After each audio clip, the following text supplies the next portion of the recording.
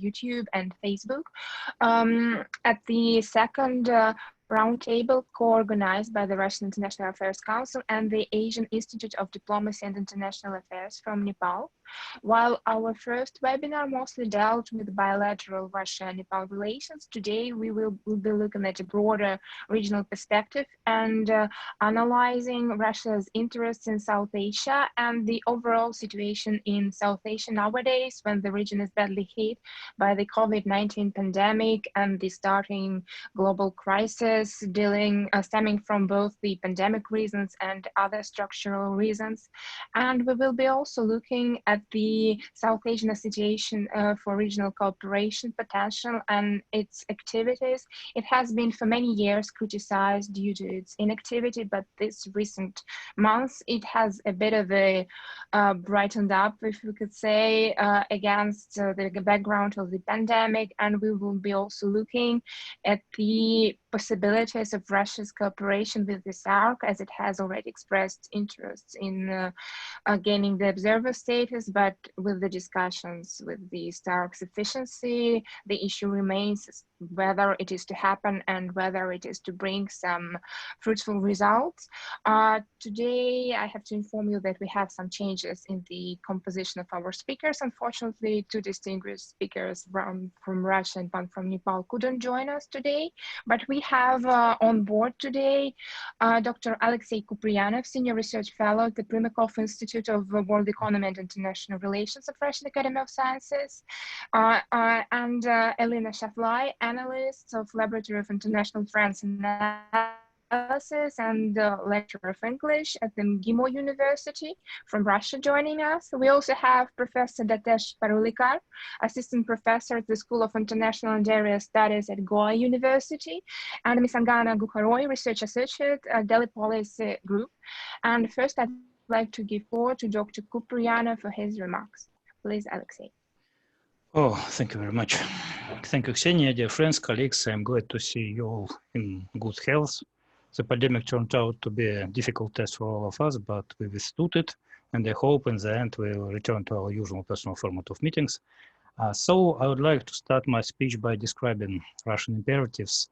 Russia, having gone through difficult times in the 90s, has emerged from the crisis and is now restoring the influence, paying, of course, attention to South Asia. It did this for two reasons. The first is natural desire to use the foundation laid during the Soviet era in order to increase its influence in South Asia and regain as many positions as possible. The Soviet Union actively helped the countries of South Asia to develop industry and agriculture. It built hospitals, schools, printed textbooks for children, and a lot of doctors and engineers from South Asian countries studied in Moscow and other Soviet cities. Now Russia, having grown stronger after the crisis, want to use its infrastructural and human capital to strengthen ties. I think it's quite natural. The second is the Russian new strategy, which is aimed at creating a zone of peace and mutually beneficial trade in Eurasia. Russia is promoting the strategy of Great Eurasia, where all countries belonging to different cultures and civilizations must conduct mutually beneficial trade and abandon wars with each other. Russia has achieved defense efficiency, I think, and it can defend itself, and now wants to concentrate on economic development, for which it needs a calm environment. For Russia, therefore, peace between the countries of South Asia and the pacification of hotspots such as Kashmir are very important. If the states of South Asia, primarily India and Pakistan, are at enmity with each other, it will not be possible to build a peaceful Greater Eurasia. At the same time, it's necessary to understand that Moscow's resources are limited, and they are much less than the resources of the USSR were. And Moscow is increasing its role in South Asia very slowly, since Russia simply cannot afford to concentrate resources and attention on a region that is not, in the moment, is paramount for it. South Asia has never been a calm region, of course, but now the situation is even more complicated because of the beginning of the new Cold War between the United States and China, because China needs to secure a vital important route for raw materials, oil, gas from Africa and the Persian Gulf, which means that it breaks into Indian security zone. And for the United States, in turn, it's beneficial to inflate the contradictions between China and its neighbors in order to divert Chinese attention and resources from the development of the Navy and from expansion in the Pacific Ocean. Russia, I think, is extremely interested in the SAARC to live and prosper, since SAARC, on the one hand, contributes to stability in South Asia, and on the other hand, is an indicator of the stability. Therefore, Russia has actively interacted and will interact both with SAARC as an international organization and on bilateral basis with its member countries. Unfortunately, such a well-started format as SAARC lately does not give grounds for optimism because in recent years, economic benefits have been increasingly sacrificed to political short-term issues, and the development of SAARC has significantly slowed due to disagreements between India and Pakistan. I am very glad that during the pandemic, the symptoms of SAARC resurgence appeared, but unfortunately, I must speak here from the pessimistic position because the pandemic marked the revival of regional associations almost all over the world, and this is understandable because the pandemic meant fall of economy, a lot of economic problems, the need to find support in these conditions, and it's logical that regional associations has become the mainstay. And these associations are tools that allow to update and increase trade in order to win back the consequences of quarantine as soon as possible. It's also logical that they became the main format within which states interacted to combat COVID, since unlike military blocs, they didn't carry the danger of losing part of states' sovereignty and so on, but allowed them to interact along long-established routes using existing mechanisms. The problem is that I'm not sure if this format will continue after the pandemic is over. Perhaps this increased attention to regional associations is just a natural response to the challenge. When the challenge disappears, the level of attention will also decrease. Because the main problems of SAARC, primarily the problems between India and Pakistan, have not disappeared anywhere. Moreover, these problems have been added to them, primarily the difficulties in relations between India and Nepal, for example. Given the existing problems, the prospect of for SAARC look rather vague, primarily because India, as I see it, as a leading driver of the South Asia economy due to the problems with Pakistan, is clearly trying to move away from focusing on SAARC, paying more and more attention to other projects. For example, BIMSTEC. Well, and therefore Russia, while consistently showing, of course, an interest in becoming an observer country, cannot rely only on SAARC, logically betting on the development of bilateral relations. In general, it seems to me that any economic initiative of Russia in the region will, one way or another way, lead to an increase in economic connectivity with SAARC countries, of course, including two main trade routes to Vladivostok, the North-South corridor. The more Russian business is present in the region, the stronger ties Russia has with SAARC, of course. But we need to understand that while Russia in South Asia is primarily interested in security issues, and the SAARC countries are no exception. Russia is worried about the development of the situation in Afghanistan, the conflict between India and Pakistan, the expanding antagonism between India and China, and the possible interference of external players in regional affairs, and so on, so on, so on. I believe that Russia-SAARC interaction should follow two main tracks. First, the settlement of security issues, the fight against terrorism and piracy, non-traditional threats, Russian assistance to resolve difficult situations, for example, maybe providing a platform for meetings, and socio-cultural interaction, because South Asia, primarily India, Nepal, Sri Lanka, Maldives are very popular in Russia, both as a tourist destination as a cultural phenomenon. Unfortunately, far fewer people from the SAARC countries travel to Russia than the Russians to the SAARC countries. And the ideas about Russian culture among the inhabitants of the SAARC countries are often very vague. There are positive signals, I think. For example, they talk about easing the visa regime for most of SAARC countries. And recently, the new head of Rossотрудничества was appointed, his grandson of the former Prime Minister Primakov, the great specialist in South Asia, and we expect more work in the region. But in general, to conclude, I can only repeat that Russia is ready to contact and work together with the SAARC, but the main thing is that the SAARC itself does not split as a structure because of problems inside it. Thank you.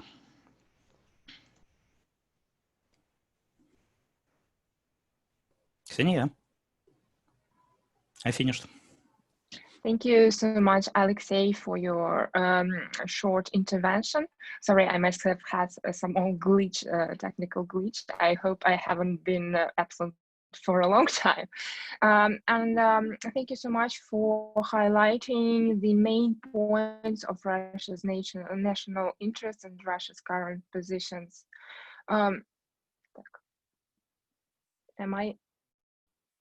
Do you hear me? Sorry.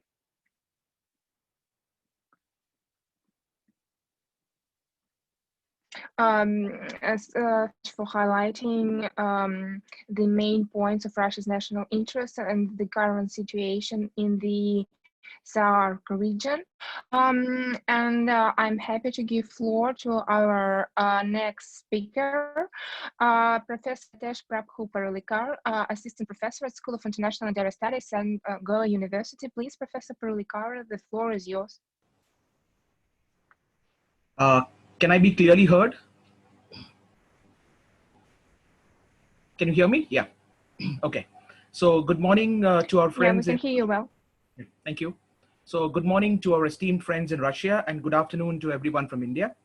At the outset, let me thank both RIAC and AIDIA for inviting me to provide this perspective on this particular theme. Now, let me essentially divide my presentation into two sections. The first really concerns trying to look at Russia and SAARC and what may or may not happen between them in the context of the problems that SAARC faces right now, and also Russian outlook towards South Asia. And in the second half, I will look at some of the dilemmas that face Russia as it tries to chart a policy for South Asia, which requires it to navigate between many of the major powers, both the mainstay powers and extraterritorial powers in South Asia. Now, from the ordinary course of events, one would wonder, why are we discussing Russia and South Asia? Because neither is South Asia contiguous to Russia, nor does Russia have any connectivity pathways, nor has Russia had a history of South Asian institutional involvement going, of course, beyond its partner India.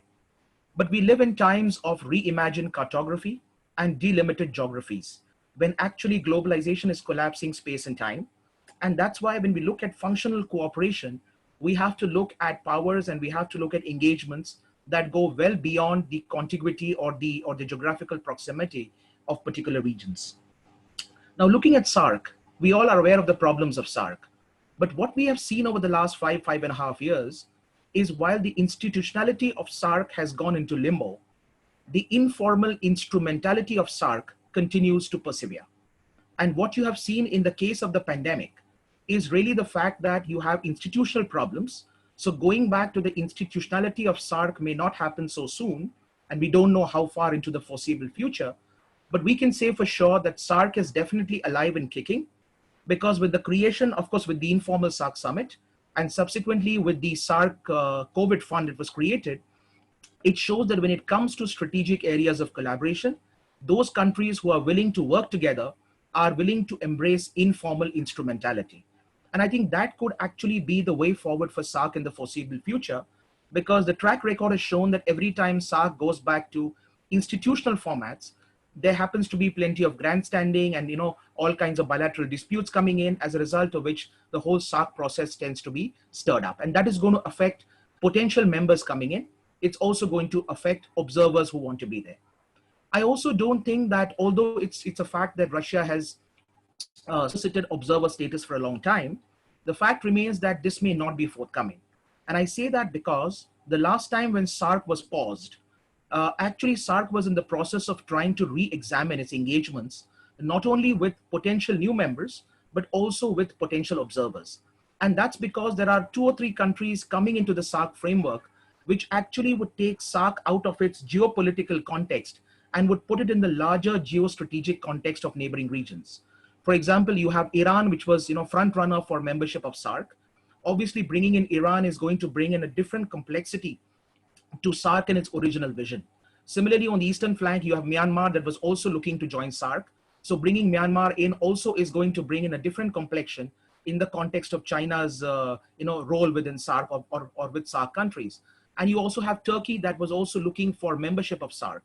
Now, with each of these countries, it may be difficult to revive membership talks, particularly with likes of Turkey, also with Iran, maybe even with Myanmar, given the India-China, kind of dialectic that is playing itself out now. So I think Russia's observer status and Russia's potential membership of SAARC may be a long way away. I also do believe that when it comes to Russia's understanding of South Asia, for a long time, Russia has definitely talked about South Asia in various strategic documents, various doctrines. But this discussion has really been very fleeting, because what I believe is there is a big difference between giving out a signal and being able to demonstrate real interest. I think if Russia wants to really show real interest in South Asia, it must match its strategic mentioning also with a lot of intellectual heavy lifting and diplomatic legwork that needs to be done. We have not seen that happening within South Asia on the part of Russia. For example, the Russian foreign minister probably making visits to different SAARC countries from time to time. Or for example, when President Putin comes to South Asia, particularly to India, he joins India along with another stop in South Asia, which is often done by President Xi Jinping or other leaders who come here. So I think there needs to be political and diplomatic legwork that needs to be done before one can really see a certain seriousness on the part of Moscow with regard to getting along with South Asia. And I do believe that Russian focus, every time we look at Russian focus in South Asia, it tends to give the impression it's more topical and more individual country based than having a pan-South Asia strategic context. So even today, for example, when you look at Russia's South Asia policy, much of it is spoken either in the context of Russia's imperatives in Afghanistan and how it wants to see stabilization and pacification of Afghanistan, or it is seen largely in the context of its equations with India, which have been long-standing, and it would like it to play a larger role. So in this context, what are the Russian dilemmas in South Asia? And I think there are 6 or 7 of them. The first is, how does it build its relationship with New Delhi going forward? New Delhi is a designated strategic privileged partner for Russia, not only within South Asia, but beyond. But the fact remains that if Russia wants to carve out a larger role for itself in South Asia, that obviously needs to happen in a very plausible manner with at least consensus, if not conjunction with India. They may not be able to see eye to eye on everything in South Asia, but a Russian policy of accommodation within South Asia would need facilitation by New Delhi, which would require both of them to have a very clear and a crisp dialogue on where exactly they see each other in terms of South Asia policy. The second dilemma really is the Chinese ingress, and we have to accept this. China shares a border with 5 South Asian countries, but almost has an outsized role with every country in the region outside of India. And so as a result of that, China's ingress now in South Asia is not just penetrative, but it's also in a sense irreversible. You can't wish it away. Now the question arises, in the context of this, how does Russia see itself? Does it want to essentially leverage its ties with China for a larger role in South Asia? Or is it going to still say that we want to break out of the shadow of Beijing and be able to carve out a role for itself? Because if it wants to ride or if it wants to piggyback Beijing in South Asia, then that relationship obviously is not going to be a relationship of equals, because any partnership or semblance of partnership with China is rarely about peer power parity. It's always about playing second fiddle to Beijing's central role. So any kind of South Asia role for Russia with China is obviously going to place Moscow at a certain degree of handicap.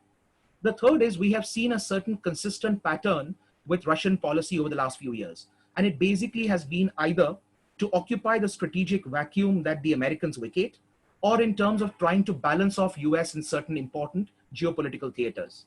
And I think here it's very important to again try and understand that is Russia's potential involvement in South Asia more to occupy the strategic vacuum left by America in certain theaters in South Asia, like Afghanistan, or is it in a larger context to balance the US's reinsertion back into South Asia, which has been happening lately in conjunction with India? And I mentioned particularly here the Indo-Pacific context, because you've seen over the last few months, Sri Lanka has gone and signed a status of forces agreement with US. You have Maldives, who has signed a military defense agreement with the US. Both of them allow their islands to be used as potential staging bases for the United States. So you will have a larger US role within South Asia, particularly within maritime and peninsula South Asia. And just a few weeks ago, we had Defense Secretary Esper call up Prime Minister Sheikh Hasina of Bangladesh and offer a large defense agreement between United States and Bangladesh.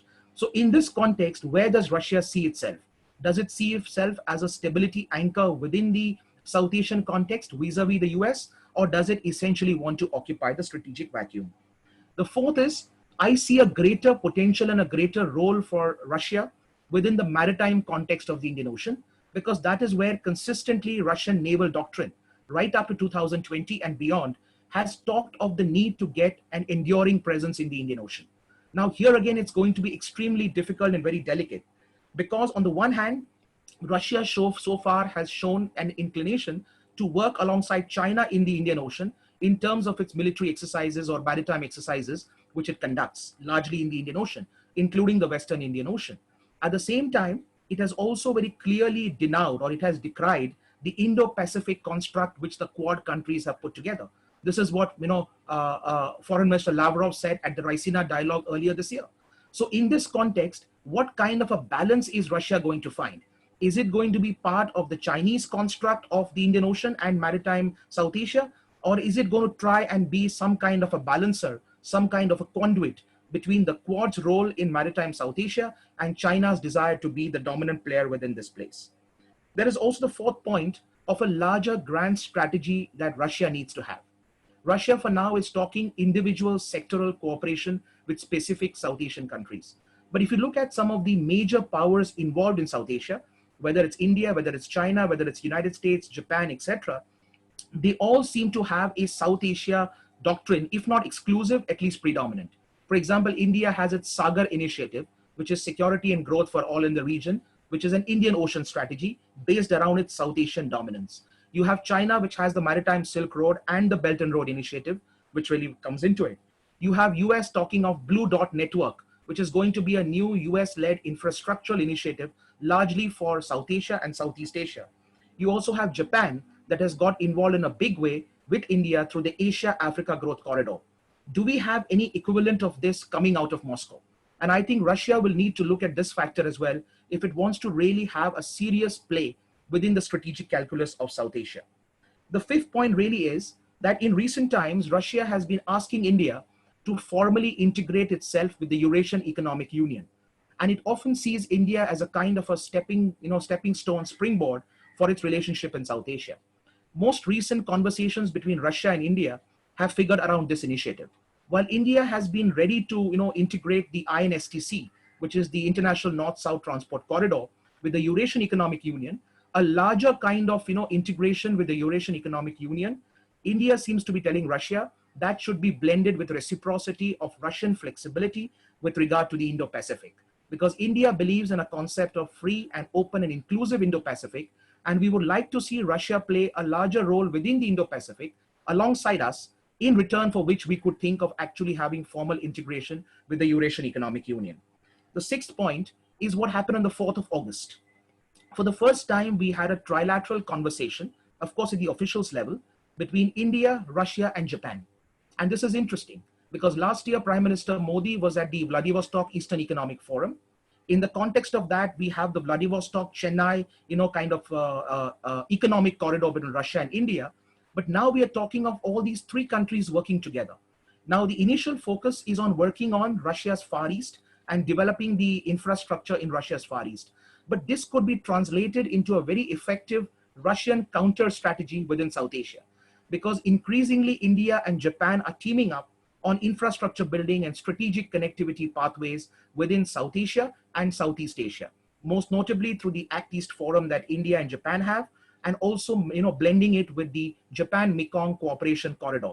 I think if this particular trilateral with Japan and Russia can go forward, then Russia could actually look to team along with India and Japan to be able to build some kind of strategic role for it also in South Asia, particularly in the Himalayan region of South Asia, Peninsula region of South Asia, and also Southeast Asia, which is the Mekong corridor. And the last point really is that at the end of the day, for now and for the foreseeable future, Russian policy seems to be coalesced around its policy on Afghanistan. It's extremely important for Russia to see that Afghanistan is stabilized. You've seen how the Russians have tried to take the ascendancy after they felt that China was taking the ascendancy. But that requires Russia to work with both China and Pakistan. And it is this factor that is going to actually create a lot of stresses and strains in Russian policy. How do they balance the need to work with China and Pakistan in Afghanistan and in Iran? At the same time, in the broader context of South Asia, how does Russia work with other players, thereby neither having a China-driven policy, not having an India-driven policy, but actually having a Russia-first policy in South Asia. Thank you very much. Thank you so much, Professor Perulikar, for your views on both the SAARC development and Russia's policies and Russia's, well, I'd say critic analysis of Russia's policy in the region. And I will be happy to hear the perspectives of Russian scholars on these points and these ideas later in the discussion. And before I give floor to our next speakers, I would like to remind our audience who follows us on YouTube or Facebook that there is an opportunity to ask questions, and after the main part of the discussion, we will try to read the questions out to our distinguished speakers. And now I'm happy to give floor to our next speaker, Ms. Elena Shavlai from GIMO University. Please, Elena, the floor is yours. Thank you very much. I have prepared a short presentation today, which is just for the sake of making more illustrative. Right.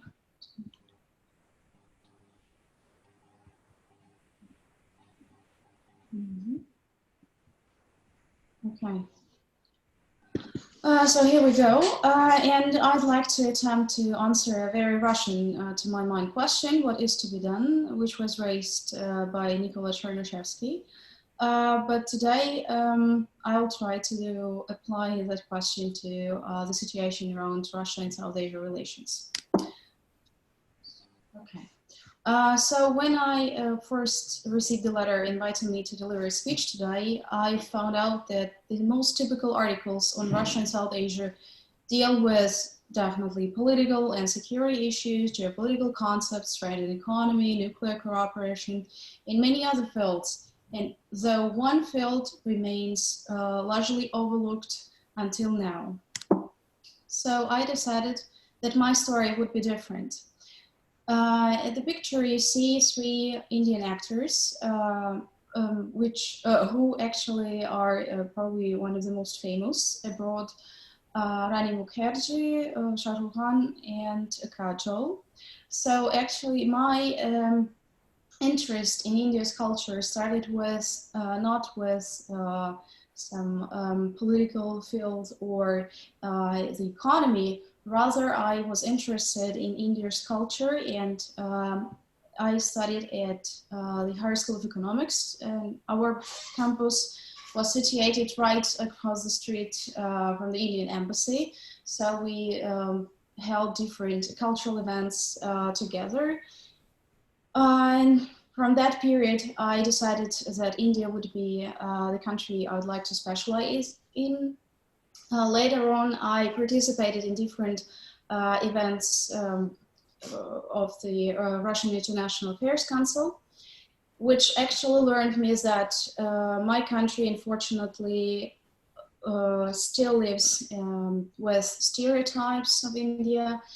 There is a lack of interest, sometimes disregard, ignorance, and basically up till now, its cooperation with India and South Asian countries in general is still limited to nuclear issues, to political relations, to some security aspects and so on. So of course there is no master key to how to solve the problem, but as far as I'm concerned, social sciences could be the driver for us to understand each other better and to actually break all these prejudices against each other, letting other people know what's happening, what's going on in the region.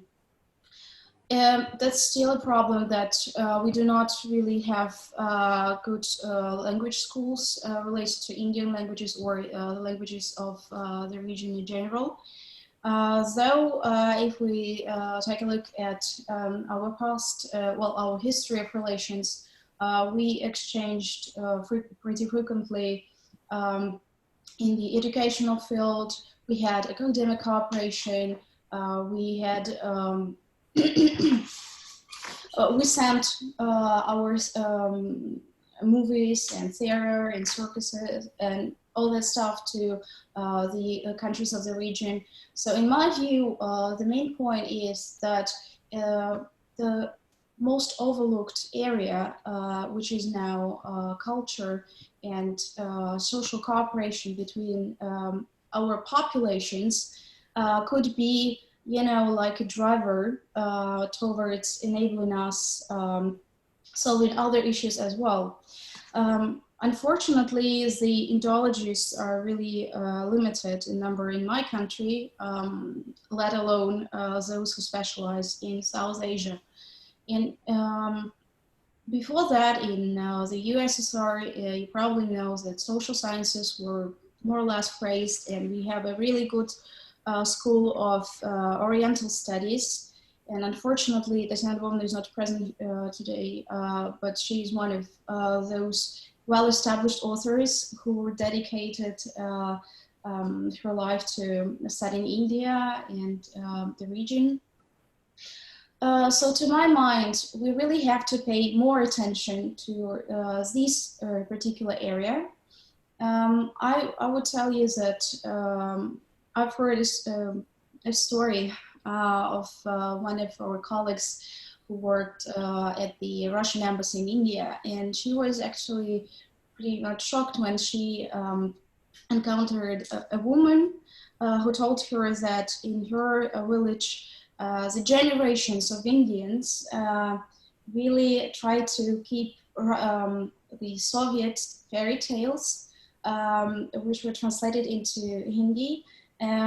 As far as, well, they were never reproduced later on. So this book dates back to 1950s, 1960s, and therefore, if we do not raise the new generation with the understanding of, you know, the proximity of our mentalities, the proximity of our cultures, we cannot really tell them that, well, Russia is a friend and we should build cooperation and continue on realizing the joint project or joint plans, because unfortunately in my country, as well as what I see from at least in the articles, the younger generation in India and in South Asia in general, they are already all about the United States, you know, about American values, American style of life, while to my mind,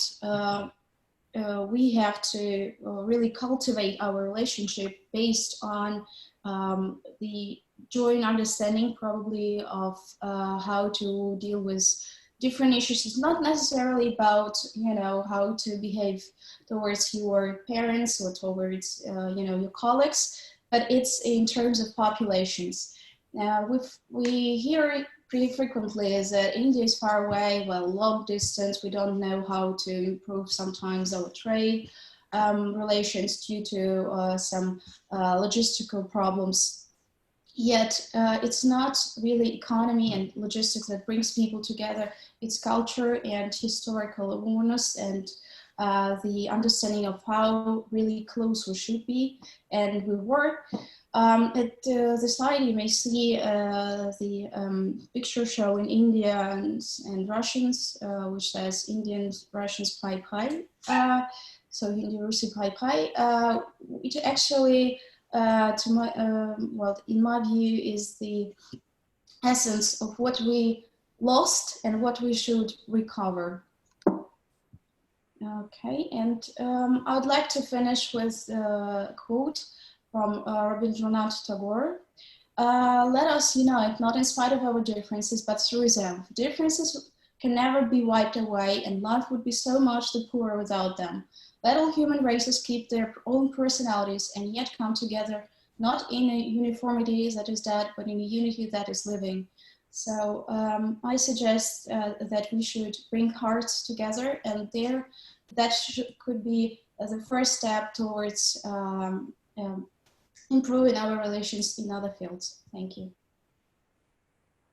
Thank you so much, Elena, for your perspective. I think for viewing from a different point our Russian relation with India and with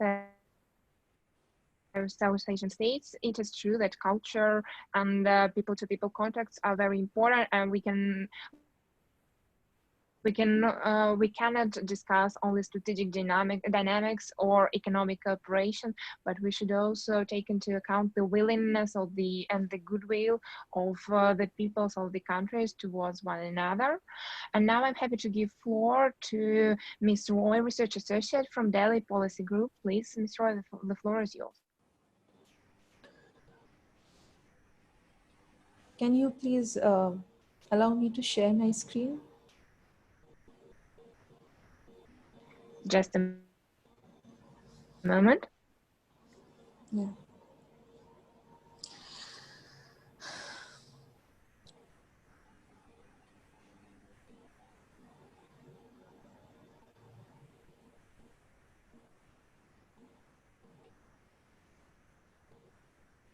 Okay. Can everybody see this, like my presentation? Yes, we see it. Okay. My presentation is divided into, I think Dattesh sir has given such a broad and enriching, and he has given such a deep outline that I don't really need to talk about the backdrop. So I rather would just touch upon the frameworks, the existing frameworks of their bilateral relations. And in the last and in the second phase, I will just talk about the contexts, which is the Russia and India's, what is Russia's attitude towards India's strategic adversaries like China and Pakistan. Very shortly, I will touch upon US factor in India-Russia relations and way forward. So just a very short outline of their bilateral relationship in the existing framework. With its complex geopolitical positioning, South Asia is one of the most sought after strategic space in the world. Hence, it is important to look at the binary of bilaterals and multilaterals in the region. One of the most important bilateral relationship in the region is that of India-Russia. The discourse of their bilateral relations runs so deep that it can be traced before and as well as like India's post-independence period. The Indo-Russian Treaty of Peace, Friendship and Cooperation is a testimony to that. Spanning over 7 decades, in the present scenario, Russia continues to be a time-tested, assured partner. Under Narendra Modi-led government, the relation has deepened further. Russia's, like Prime Minister Narendra Modi's led government, Russia's broader geopolitical aspirations and economic pursuits is at the center of its South Asian diplomacy. Meanwhile, India's strategic choices are driven by its objective to secure itself and promote its national interests in a grossly unbalanced strategic environment. Talking about the relationship in the current discourse, India's Act Far East policy marks India's economic diplomacy towards Russia. Also, it gives the opportunity to India to act as a balancer in Far East. While their relationship has grown over the time in defense and energy sector and anti-terrorism and space, a lot has to grow in the economic domain too. They must spot the important areas of mutual interest and expertise to take further the engagement. For example, both countries can collaborate in public utility, healthcare, dairy, pulp industry, agriculture, hospitality sector. Talking about Far East, exploring diamond mining and trade is an area in which both countries can collaborate. Whether an EU-India free trade area flourishes, time will tell. India and Russia shares platform of RIC, BRICS and SEO, which enables them to engage multilaterally and carry on dialogue. And India and Russia already has important projects, connectivity projects like North-South Transport Corridor and Chennai-Vladivostok Maritime Corridor. At a later stage, India can explore the North-South Transport Corridor to put up a counterbalancing strategy to China's Polar Silk Road.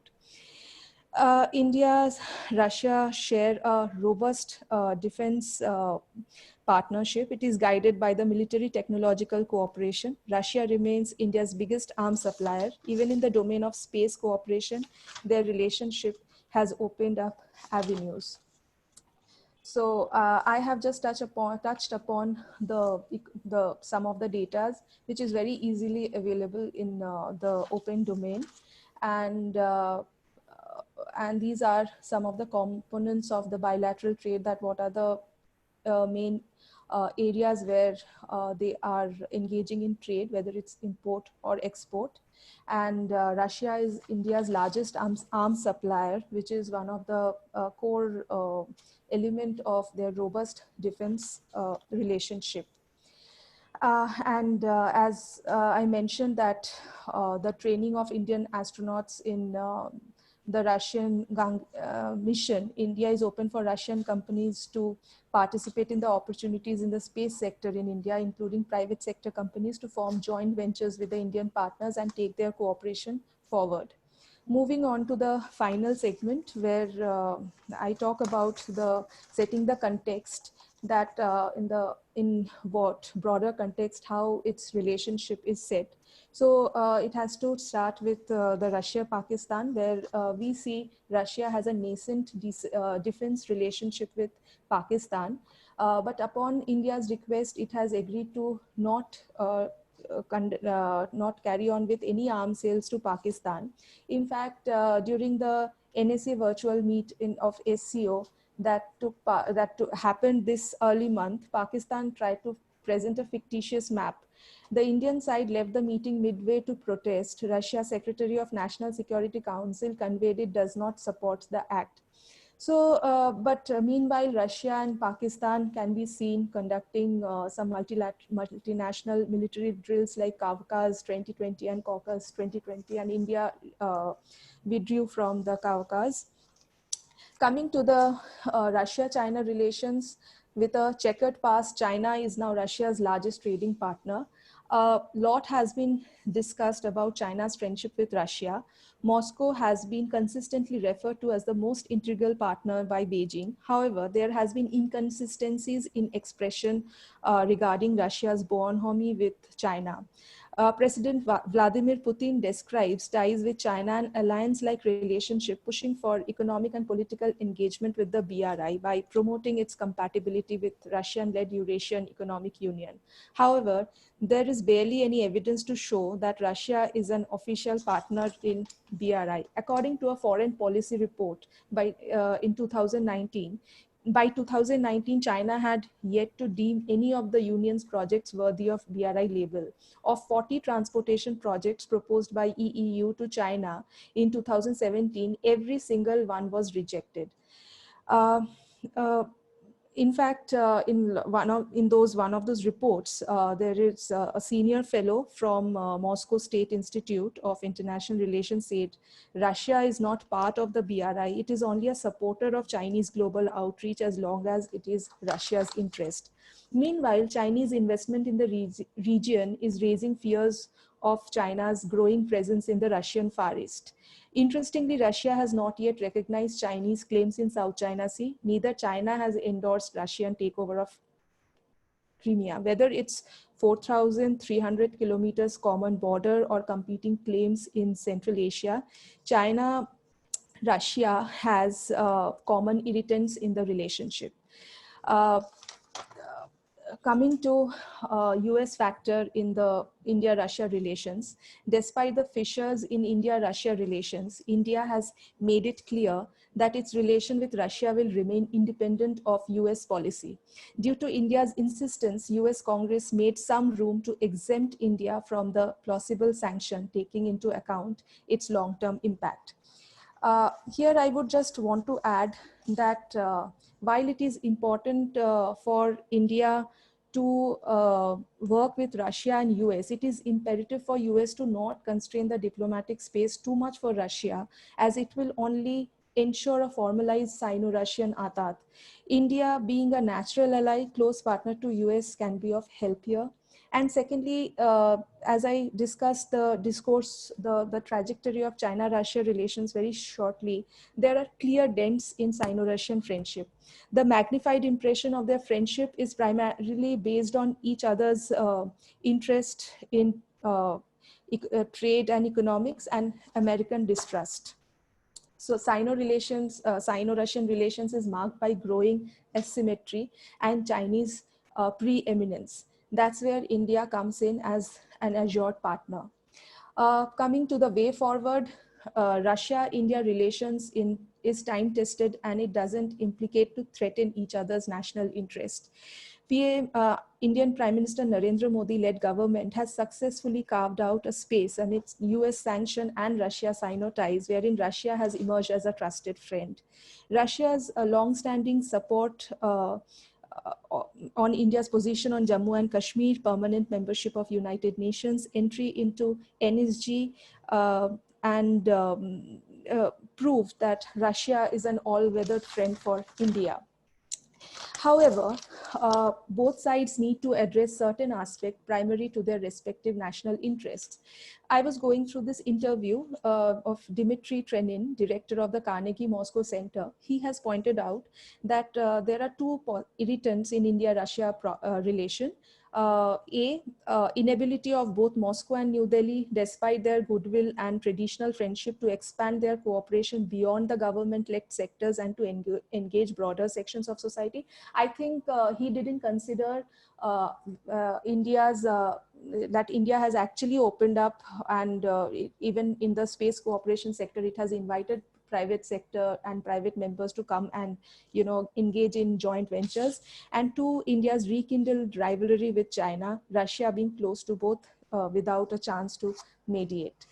Meanwhile, Dhruva Jaishankar, who is another foreign policy expert, has taken note of India's concerns, and in a very recent article, he has pointed out that Moscow should also take note of certain Indian concerns, like Moscow's accommodating approach to Taliban in Afghanistan, resistance to Indo-Pacific concept, high technology military deals with China, nascent defense relation with Pakistan to preserve a robust relationship. India's initiative to maneuver Russia, meanwhile, in Indo-Pacific and ensure it to join and pursue it to join India, Japan, Russia trilateral is a good decision. Although Russia is highly critical of Indo-Pacific concept, its proactive presence in the region with port calls in Sri Lanka and Pakistan, naval drills with China in South Africa and Iran in North Indian Ocean, Moscow has already made its choice of emboldening its strategic posture in the region, sending a signal to the United States. While Russia's balancing intent between China and US is clear, it needs strong naval capabilities. While it relies on China, a possible India-Japan-Russia trilateral can balance the gap. While Russia is not going to adhere to Indo-Pacific concept anytime soon, both countries must find new avenues to continue their extraordinarily steady bilateral relationship, as commented by our EAM Jaishankar. Thank you.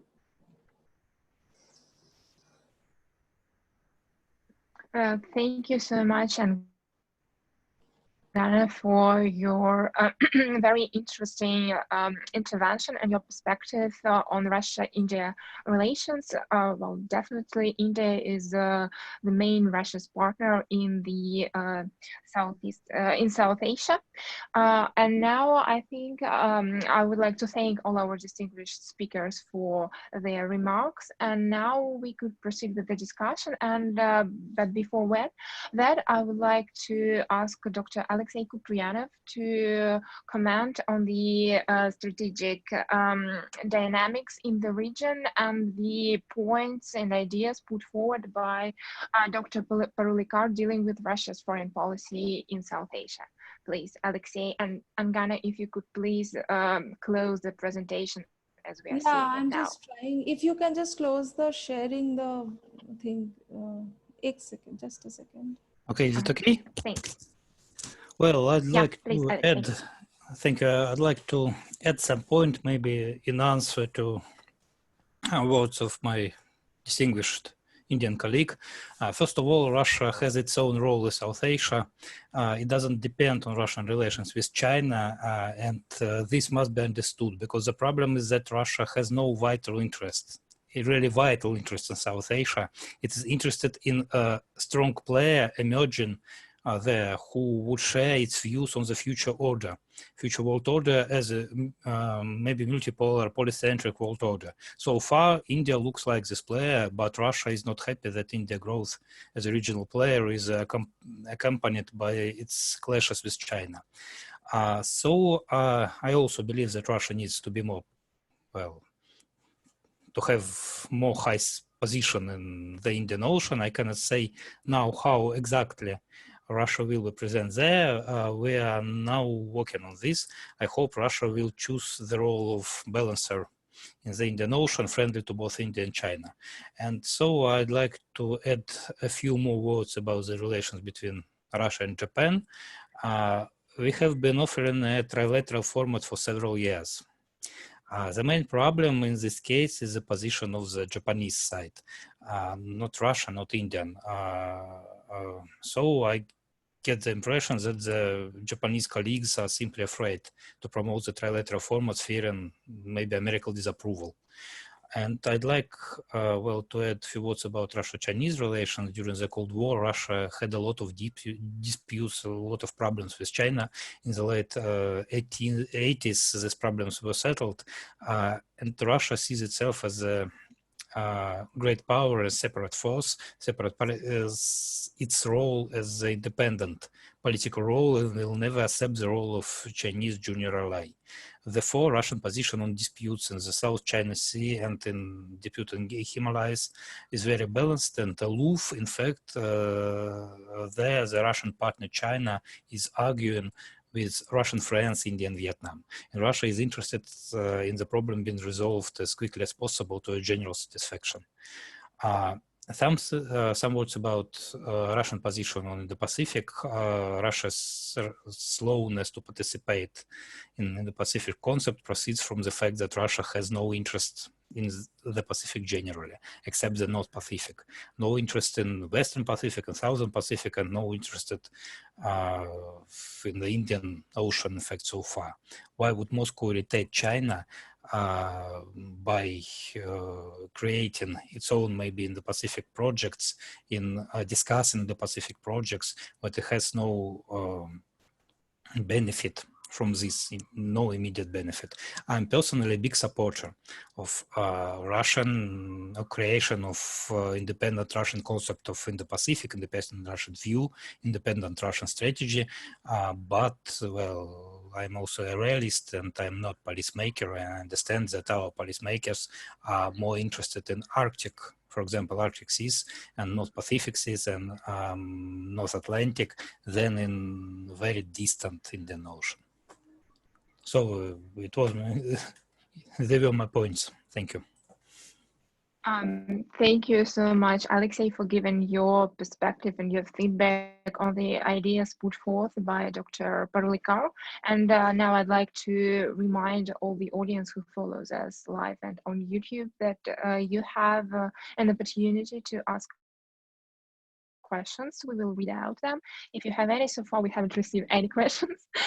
But we have a question to address to Dr. Parlikar by one of our colleagues, Ms. Alevtina Larionova from Russian International Affairs Council. And the question deals with your mention of Russia-India-Japan trilateral engagement. And she kind of asked you to comment on the recent dynamics of the three-party activities in the Russian Far East and to give your perspective as to whether you see some changes in the nearest future due to the departure of Prime Minister Abe from power. And well, do you see this initiative as mainly put forth by the goodwill and good relations of the leaders, or do you see that it could produce some tangible benefits for the countries? Yeah, okay. So thank you very much for the question. I think there are a number of different dimensions to basically answer this question. The first is the logic of this trilateral. Now, the logic of this trilateral is quite congruent to India's understanding of the Indo-Pacific. Because in 2018 June, when Prime Minister Modi addressed the inaugural session of the Shangri-La Dialogue, he in fact added in his address one more term to the existing lexicon of the Indo-Pacific construct. Until then, it was called the Free and Open Indo-Pacific. But India said we would like to believe that this is not just a free and open Indo-Pacific strategy, it is also a free, open, and inclusive Indo-Pacific strategy. And our idea, strategic idea behind inclusion, was to reach out to both China and Russia and to let them know that this particular grouping of the Quad, or if for that matter even Japan, America, and India, is not necessarily to deny anybody exclusivity in the Indo-Pacific. So I believe that the strategic forum, or the trilateral, which has had its first meeting, of course, video conference of the senior officials, is to take forward that vision of India. Now, in terms of what it can do, what the trilateral can do, the obvious emphasis for now, obviously, is on the Russian Far East. Because as I said, this comes from last year's visit of Mr. Modi to Vladivostok for the Eastern Economic Forum. And on the sidelines of that, India and Russia had its own summit, where we actually put in place the Vladivostok-Chennai sea corridor. Now, this gives India greater play in the South China Sea and the East China Sea. It, in a sense, legitimizes India's movement along these trajectories. But the focus recently was on the Russian Far East. How can India and Japan contribute in terms of growing the island infrastructure and the infrastructure on the Russian Far East? But I see potential for this to be a springboard in the future, that if this trilateral goes forward and is able to consolidate itself, then it could actually help Russia chart its own policy in the Indo-Pacific without having to piggyback on someone. Because I believe that the India-Japan partnership across the maritime space is a genuine partnership of equals, where both sides are coming to the table and are offering their own share of tangibles. And I believe that given the focus that Russia has not only on South Asia, but increasingly is looking to also engage with peninsular Southeast Asia, which is from Myanmar all the way to Vietnam. This would actually help to complement Russia's engagement, not just with countries of the Himalayan South Asia or the peninsular South Asia, but also in terms of the entire stretch leading into the Mekong corridor all the way up to Vietnam. As far as Japan's involvement is concerned, I think we obviously have to wait and see what the pointers of the new Prime Minister are. For now, we know that he in many ways is a stopgap Prime Minister, because elections are due on September 21st next year. So for now, he's basically Prime Minister for 1 year, so it's a very short window. But having been a close associate of Prime Minister Abe, there is good reason to believe that there will be continuity rather than any kind of change in the policy of Prime Minister Suga when you compare it with Prime Minister Abe. And lastly, I would say, let's also keep in mind that Prime Minister Suga not only called up Prime Minister Modi, but recently also had a phone call with Prime Minister Putin. So he did have an early phone call with Prime Minister Putin. So and he's talked about basically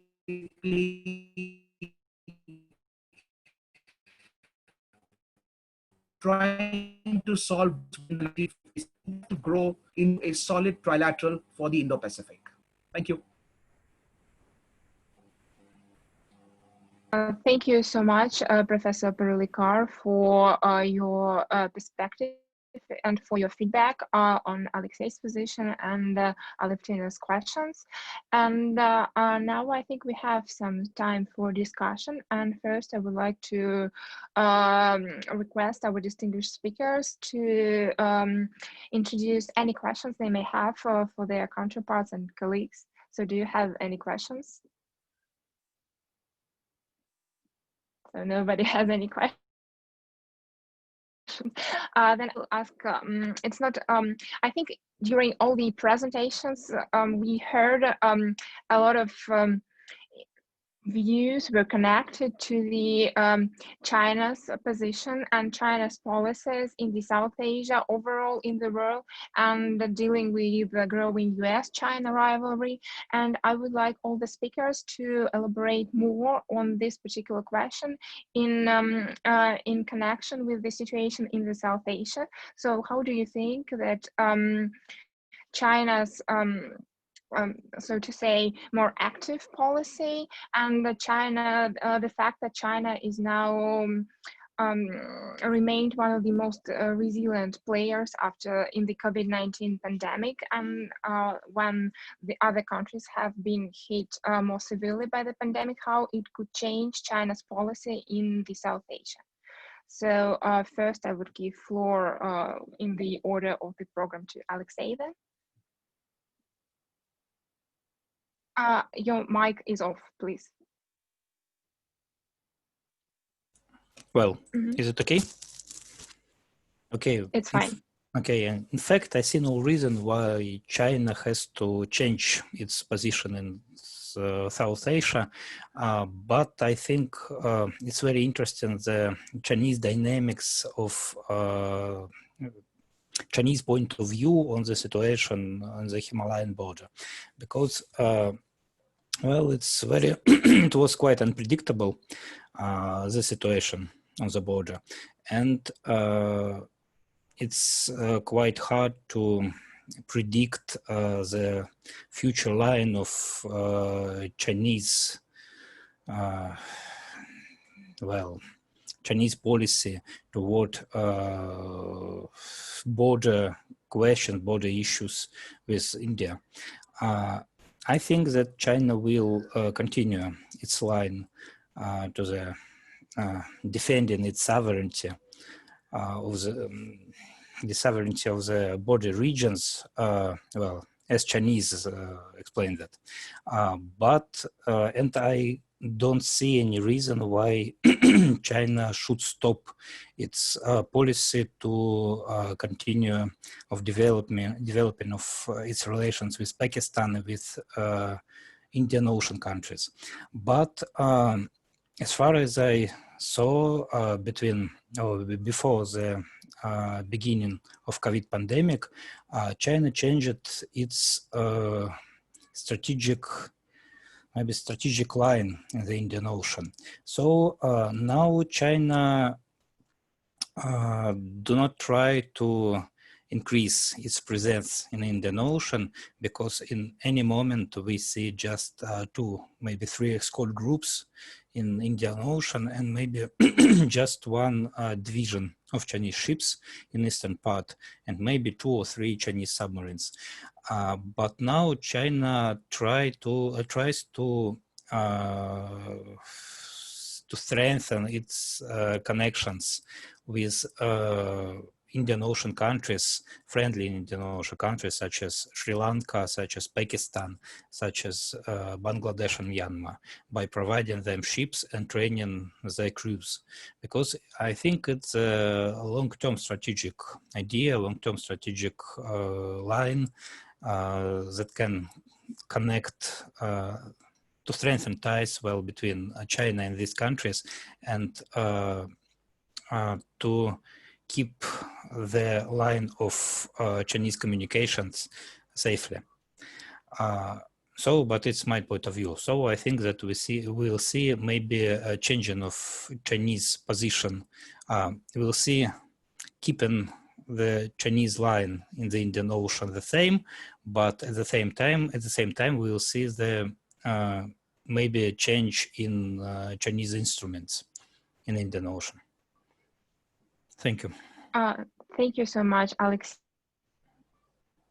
for your insight. And if I could just ask you one small question as to how do you assess the prospects of the India-China relation in the nearest future? So is it possible to have them at a higher level in the nearest, or this later tension will persist for a short while, at least for a short while?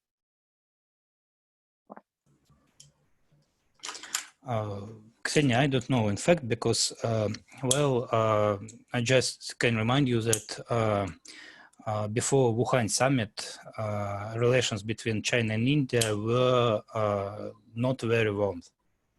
Well, and just Wuhan summit became a game changer, in fact, and because of Narendra Modi and Xi Jinping are quite strong leaders, I think we can see any unpredictable, I hope that we will see any unpredictable step in their relations, and maybe we will see something like, Wuhan summit #2, just in a few years. But, maybe it's wishful thinking, because now situation on the border doesn't give us any points for optimism. Thank you so much, Alexei. And now I'd like then to move on with my first question, dealing with future of China's policy and the effect of US, China, and India, and also India-China tensions on the situation in South Asia. Please, Professor Purlikar, I would be grateful if you could also provide your perspective as to that. Yeah, thank you. Look, even before the pandemic struck, the fact was that China's role in South Asia was growing. It was growing because China was the largest trading partner of Asia. It's the biggest portfolio investor across South Asia, and the heft of its trade and the pelf of its investment capacity clearly makes it a stakeholder in what happens in South Asia. Now, this is a reality. Having said that, let's also go back to 2014, which was the last SAARC summit which took place. At that particular SAARC summit, there was a lot of building pressure, which was breathing down India's neck, wherein smaller countries, certain smaller countries within South Asia, were pushing for formal inclusion of China within SAARC. And I think this also made India revisit some of its strategies, regarding SAARC in South Asia. So the whole idea of pursuing this SAARC -1 policy, which essentially excludes Pakistan and tries to take the rest of the SAARC community together, I think is also a reflection of that. But it faces severe pressures from the fact that whichever mechanism that India looks to use to maintain its centrality within South Asia, it will always feel pressures and fault lines from China, because whether it's BIMSTEC, whether it's SAARC -1 or any other forum, China seems to be breathing down heavy within South Asia. I would just have a little bit of disagreement with what Dr. Alexei said about China's role in the Indian Ocean. China would like to give us the impression that their role is not menacing and their role is very benign. But actually, the empirical data suggests otherwise. For example, and I'm somebody who works with the Indian Navy very closely, at any point of time, the Indian Navy has been tracking at least 6 Chinese warships or submarines in the Indian Ocean. And that is considered exceedingly high, and all of them are sneaking or lurking around India's exclusive economic zone. Secondly, over the last 2 years, I'm talking 18 and 19, before the pandemic, as many as 26 different Chinese surveillance vessels were observed from anywhere in the Bay of Bengal to the Western Indian Ocean, again trying to do ocean floor mapping of India's exclusive economic zone. So India has recognized that China is here to play high stakes, and it's here for the long haul. And in that context, the growth of India's relationship with the United States is only seen as a logical corollary of that kind of a fallout. But what India has done, we don't necessarily believe in the strategic triangulation and the zero-sum paradigm that plays within it. And that's why India, over the last few years, has been looking to use its centrality in the Indian Ocean and in the South Asian context to grow relations with other stakeholders within the Indian Ocean, believing in the pluralization of the Indian Ocean, which is why you see in recent times, we've not only been working on the strategic triangulation between Canberra, Jakarta, and Delhi, which is India, Indonesia, Australia. We've also been working on a trilateral between Australia, France, and India. And in recent times, we've seen how Germany also has decided to pitch its tent in the Indian Ocean. I think all that augurs well in terms of security and stability for the Indian Ocean and the larger South Asian context, because the more the players in the region, this kind of crowding will only allow for pluralization of the space and will prevent the space from actually become a singular hegemonic arena for any particular power. So I think it has to be seen in that context. Now, as far as India and China is concerned, the conducive environment doesn't exist right now. China has tended to be quite confrontational lately. And I would not just look only at what happened in Ladakh, because it has a backdrop context as well. Because for the few months before that, China has been constantly supporting Pakistan in the UN Security Council, looking to bring resolutions against India on what is an internal issue of Indian re-administration. And I thought President Putin handled the issue very delicately and very well when Russia stood by India in the UN Security Council, not once but twice, against China, saying what India had done was an internal affair of India's administrative jurisdiction. I also see President Putin having delicately navigated through the Ladakh crisis by declining China's nudge not to provide defense supplies to India and saying that the S-400 will remain on schedule to be delivered to India by the end of next year. At the same time, being a friend of both Beijing and Delhi, President Putin offered mediation, but did not do what Trump did with regard to India and Pakistan by actually saying, I will mediate. He said, we will be happy to mediate if the two countries would like to see us here. So I don't see it only as a kind of a US, China, India triangulation. There can also be an interesting triangulation of India, China, and Russia, which can also have important stakes in South Asia. Thank you. Thank you so much, Professor Parulikar. It is very interesting to hear the Indian perspective because, of course, Russian experts see the situation in the region and China-India relations a bit from the outside. So definitely the perspective is very useful for us. And now I'll ask Ms. Shabai to follow up on these questions. Please, Elena.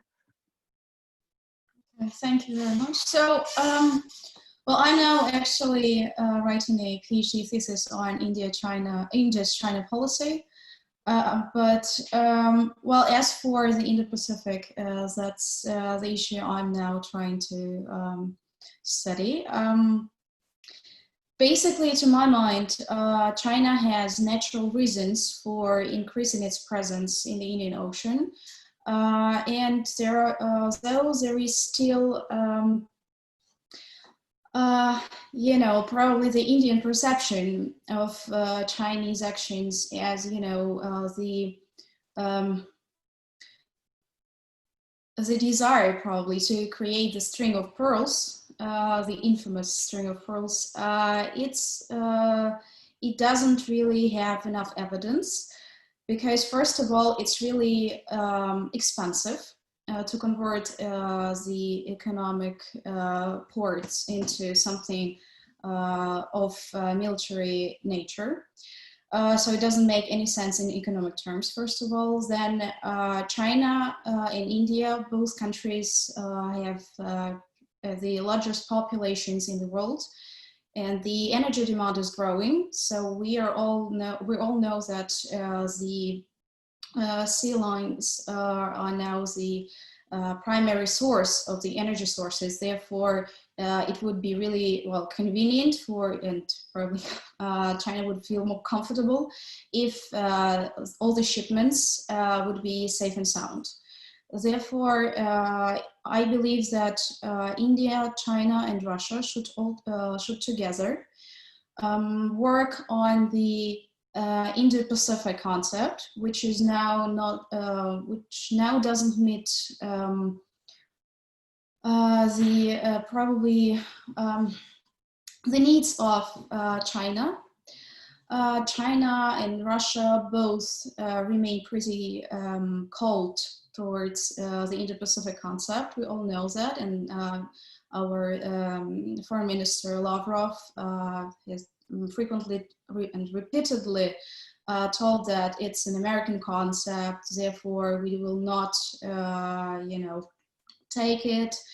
But I think that probably this trilateral format may enable us to understand each other better in terms of how we see this regional order, first of all, then how we can cooperate together, because there are many issues which we can tackle together, like piracy, terrorism, drug trafficking. There are plenty of issues. So in my view, we should probably use to our utmost the format of Russia, India, China, which is now, unfortunately, largely remains more declarative than really bringing practical and tangible results. Thank you. Thank you so much, Elena. And now I give floor to Ms. Roy, please, your perspectives on these issues. Hello. Yeah, hello, we can hear you. Can you repeat? Actually the voice was on and off. So. Sorry. So our the issues I would like to discuss are, first of all, the changes in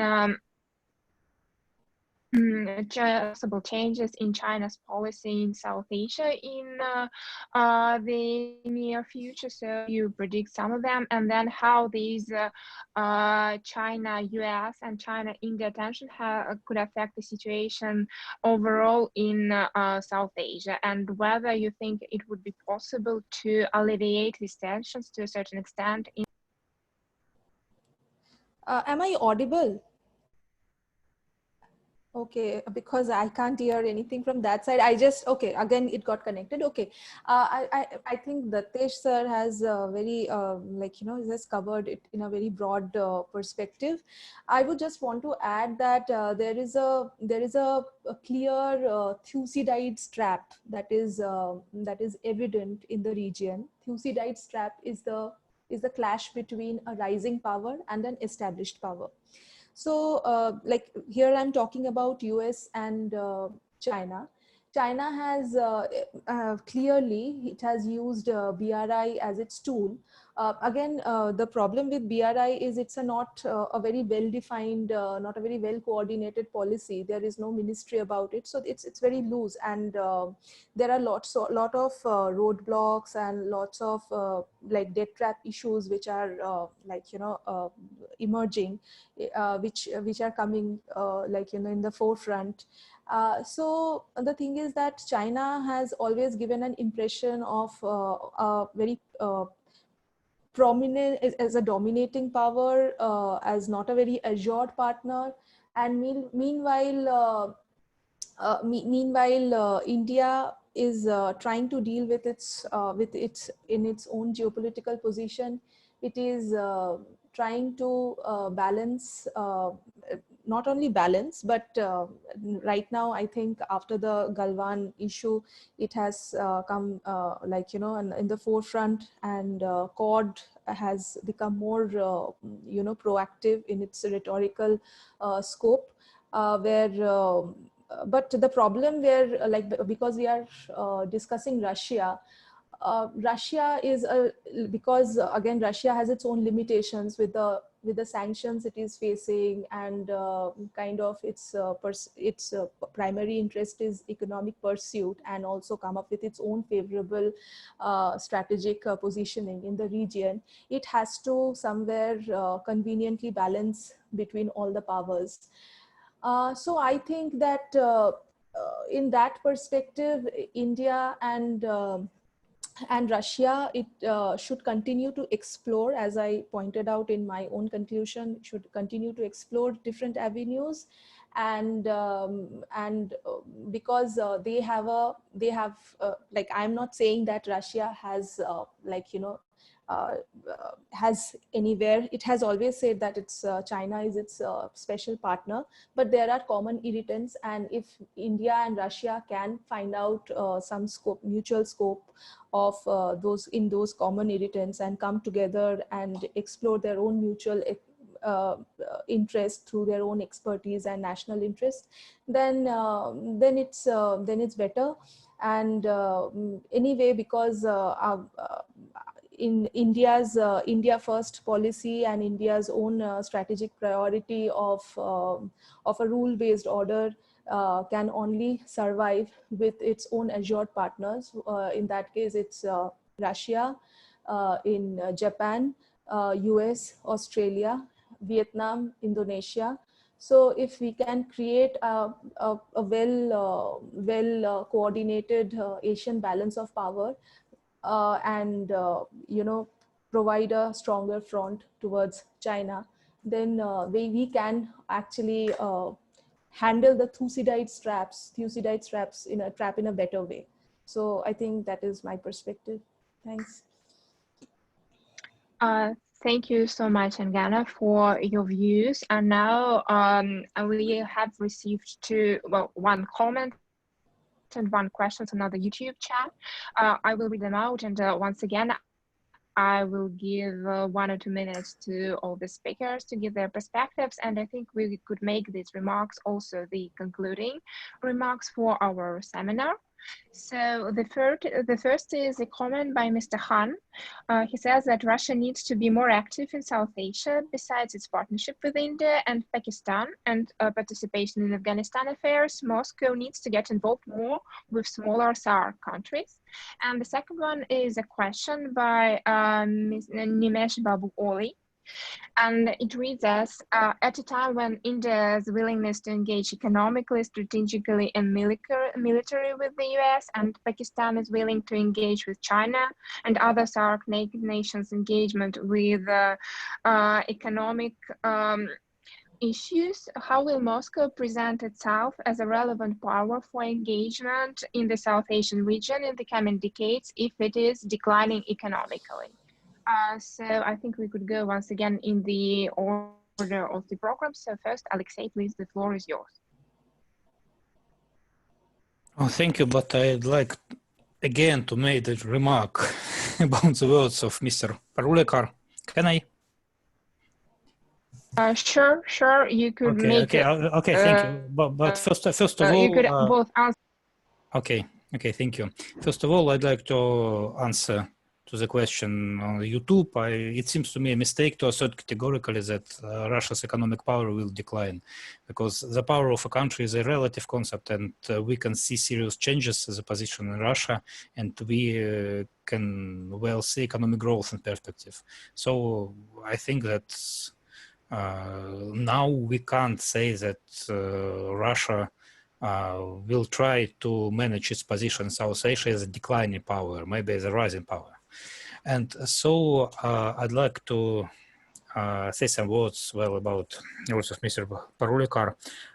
So Dr. Parulekar mentioned some 6 Chinese ships, 6 warships is a very small presence, I think. This was shown by the Maldives crisis when only 8 Chinese ships to escort groups were in the Indian Ocean. At the same time, it will take the Indian Navy 10 minutes to sink these 8 ships. In my opinion, the main problem is Sino-Indian relations is a complete lack of mutual understanding and mutual trust, because China is trying to secure its supply line while India suspects China of trying to strangle it at sea and interprets any Chinese action as a threat to its security. This is a very dangerous way. We took it during the Cold War.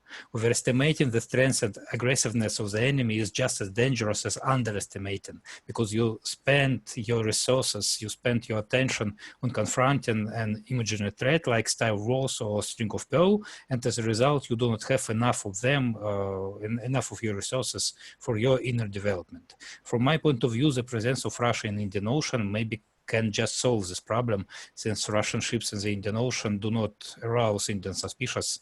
At the same time, China will maybe feel calm. But we are running out of time, I'm afraid, and I sincerely hope that after the pandemic subsides, we can discuss this issue with Dr. Parulekar in person.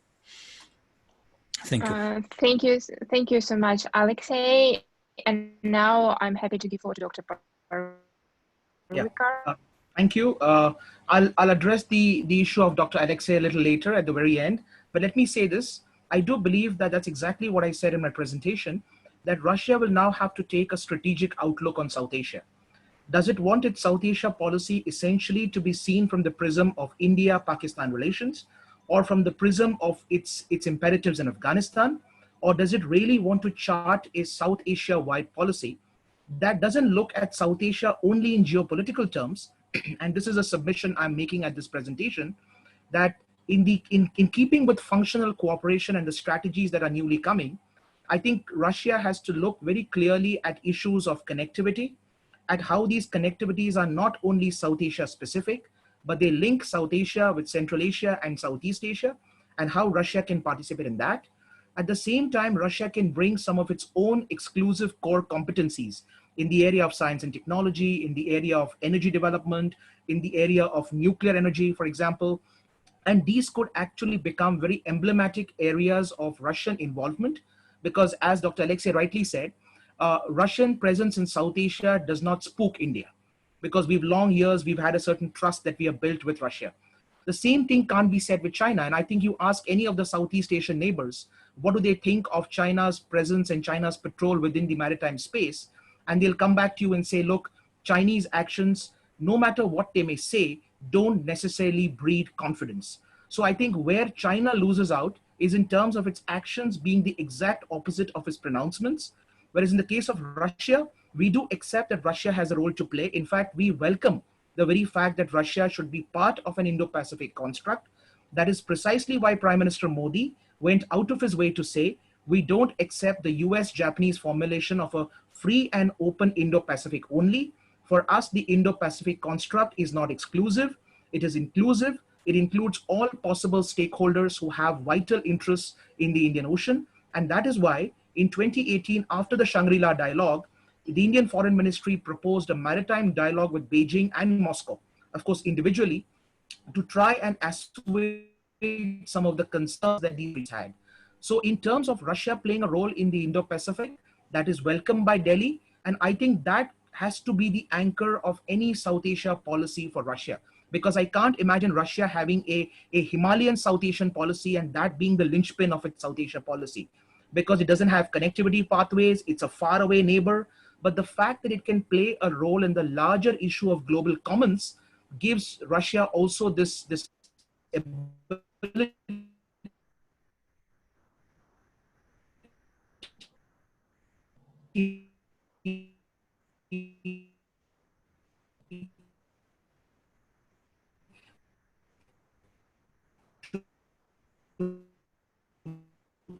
play its role in the area of global governance.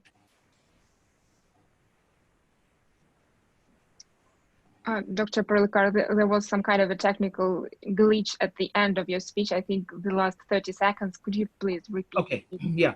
So what I was actually saying was that the presence of Russia within the Indian Ocean is seen as a positive influence, not just towards stabilizing the Indian Ocean, but also in terms of Russia playing its role as a stakeholder within global governance. Because India's idea of the maritime space is one of global, which is why India's whole argument of the free, open, and inclusive Indo-Pacific actually includes having a dialogue with Beijing and with Moscow about trying to find a certain media about how this particular issue can be resolved amicably without having to escalate tensions. Thank you. Thank you so much, Professor Perlikar. And now I'm happy to give floor to Elena Shablai to answer these questions and give the concluding remark, please. Okay, so from my perspective, answering the questions raised on YouTube, I believe, right? As relates to the more active role of Russia in Asia by dealing with South Asian countries. So from my perspective, the first thing, the first step, I intentionally dedicated my presentation to that issue is to study these countries. You will hardly find many experts in these in Russia who really specialize in South Asia. So first of all, let's study the region. Let's create the interest, because now it seems that unfortunately Russians are more into, European studies, the United States, but by the way, that was part of the reason why I chose India as opposed to, this mainstream studies. So to my mind, first of all, let's study the countries. Then I totally agree with Professor Perlikar that Russia should have a larger grand strategy, should elaborate it really thoroughly, not by, declaring that we are friends and we have a long history of being friends with India. Well, if we cannot really have many experts on India as, being the biggest country in the region, well, what can we say about other countries, right? The smaller ones. And then again, even really coming back to India-China relations, I was surprised when I decided to write an article on India-China cultural relations, cultural ties. They're almost non-existent. Okay, so like you do not find many sinologists in India, and on the other hand, many experts in India in China. And this is an overall problem which actually leads to negative outcomes in other fields. We cannot say that it's the only reason, right? But first of all, let's change the perception of each other, let's study each other. And probably that would be the key driver to understanding the prospects we may have and cooperate on other issues, as well as those of social sciences. It was a very good, really good Soviet School of Oriental Studies, and we now have Indian Study Center. So most of it consists of those who studied India for, I don't know, like 30, 40, 50 years. And my scientific advisor, Professor Lunov, is one of those as well. Lacking experts, lacking interest, not showing what's going on in Asia and in India in particular, or in other South Asian countries, we cannot achieve tangible results.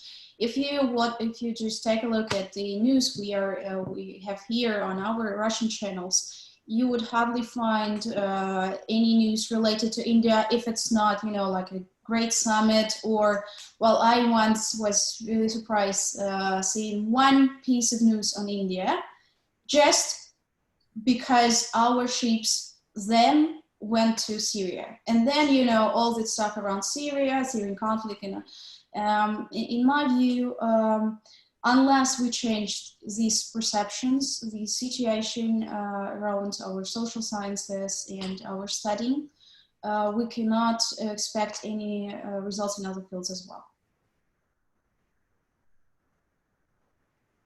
Thank you so much, Elena. I think this is a very important issue you have highlighted, that the lack of knowledge and the lack of understanding, and to a certain extent a lack of interest, which is partly shown by it, very negatively affect our international cooperations in Russia-India relations, Russia-South Asia relations in particular in the long term. And I think which is very important that you highlighted the need to study these countries, and also such dialogues as the one we are now holding, I think are also very useful in gaining more understanding of each other positions, which would, I hope, help us to alleviate possible tensions and foster mutually beneficial collaboration. And finally, I'm happy to give floor to Ms. Angana Roy for her final remarks and answers to our questions. I have only 3 points to just mention, and I completely agree with Elena that it's very important to understand each other to, you know, take forward any kind of relationship. While doing my research, I like, you know, it's also like we are very we know that India-Russia relationship is like it's a robust relationship when it comes to Russia-South Asian diplomacy. It's yet to explore or deepen its ties with other South Asian countries, like it's doing in Nepal. It's exploring the hydrocarbon energy. It's having the helicopter, like the deals. Then when it comes to Sri Lanka, it's doing something in Sri Lanka. It's also trying to deepen its relation in Bangladesh. So it has not like, you know, to build the volume of the relationship, knowing each other is very important. Second point is that because Russia is very rich in natural resources, and it's a defense hard power. So these two should be the, like, you know, these two are very important areas of, you know, areas to reach out and to, you know, to build relationship with in the South Asian frame, like, you know, domain. And third, the most important, which I feel, is that Russia has consistently, irrespective of the dents that we analyze and point out, Russia has consistently always emphasized on its special relationship with China. So what I feel is that whenever it is trying to engage with the South Asian countries, like who are India's neighbor, like in India's neighborhood, they should do it from a very individualistic perspective, from an individual. I understand the favorable balance of powers that are in interplay when it comes to its own relationship with China, but because they have, like we have also our mutual our national interest, so that should be taken into consideration. And like it could be a little more flexibility can be played out, like there should be some less rigidity about maintaining the position about friendship and equations and all, and Russia can be a little more flexible while carving out its position in the Indo-Pacific construct. Thank you. Thank you so much, Angana, for for sharing your views. And with that, I think we can conclude our webinar. And first of all, I would like to thank all our distinguished speakers from Russia and India who provide their positions and their very interesting, sometimes different and divergent views on the situation in South Asia, Russia's role in South Asia, and also to a certain extent on Russia-India relations. And I would like to thank all our colleagues and partners at the Asian Institute of Diplomacy and International Affairs from Nepal, and my colleagues from Russian International Affairs Council who assisted in preparing and conducting this event. And also a big thank you to our audience who followed us on YouTube and on Facebook Live. And thank you so much once again for the participation.